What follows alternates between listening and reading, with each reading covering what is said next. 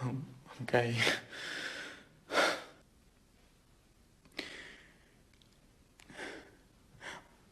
I'm sick of feeling totally alone. I want to have friends who like me for who I am. I want to be part of a family who love me for who I am and not someone I pretend to be to keep their love.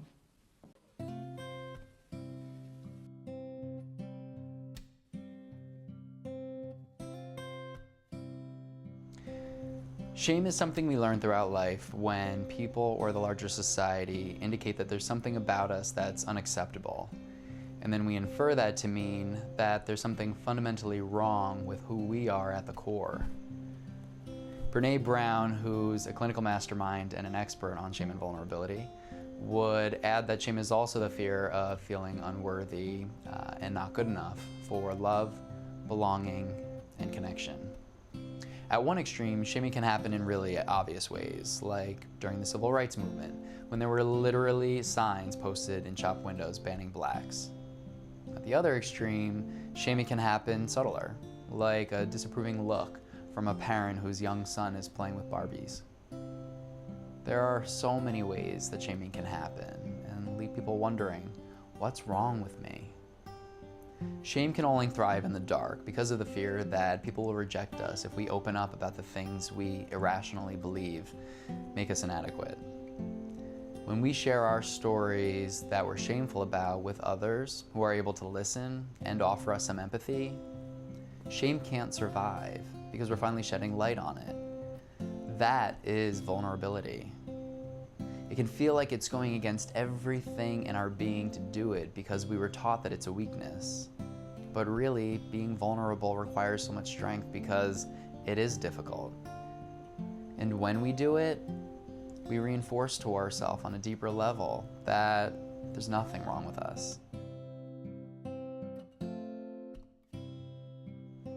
An important aspect of a gay man is his gay identity.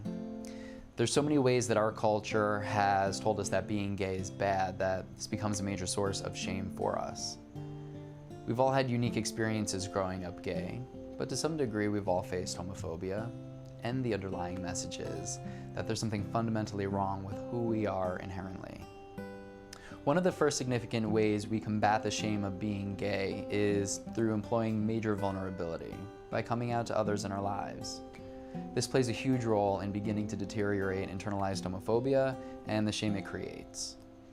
Unfortunately, coming out and identifying as a gay man isn't a cure-all for the shame created by homophobia. Shame can still linger in our lives unless we're aware of how frequently it can show up in subtle ways and then expose that to others. So on that note, I want to share something with you now. So I'm about 12 years old in this picture and very expressive. I was on the beach with my childhood friend and her family. And about 5 years ago, my friend's mom was obviously feeling very nostalgic and decided to post this picture on Facebook. And I was mortified. I didn't want anyone to see that picture, and I could not have untagged that picture any quicker. And at the time I was in my own therapy, and I told my therapist about it, and he asked if he could see the picture. So I showed him. And he asked me what I saw when I looked at that picture. And I said, I see a boy who's so embarrassing, who's a geek, who's so awkward and gangly and just so gay. And he said, well, that's interesting because when I look at this picture, I see a boy who's so full of life and exuberance and joy, and who's obviously surrounded by people who love and support him enough to make him feel that comfortable to be so expressive.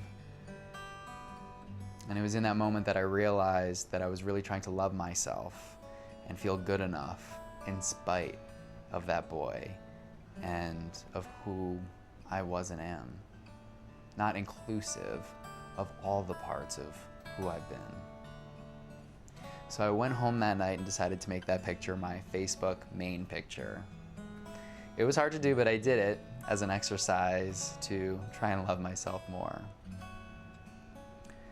But even after 10 years of being an out gay man, by that point, I realized then that I still needed to work against shame and be vulnerable and show people the parts of myself that I otherwise have believed were less desirable.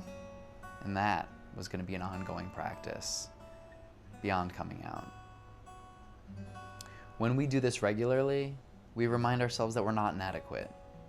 We're human. And it's through our humanness, not perfection, that we relate and connect to others in a powerful way.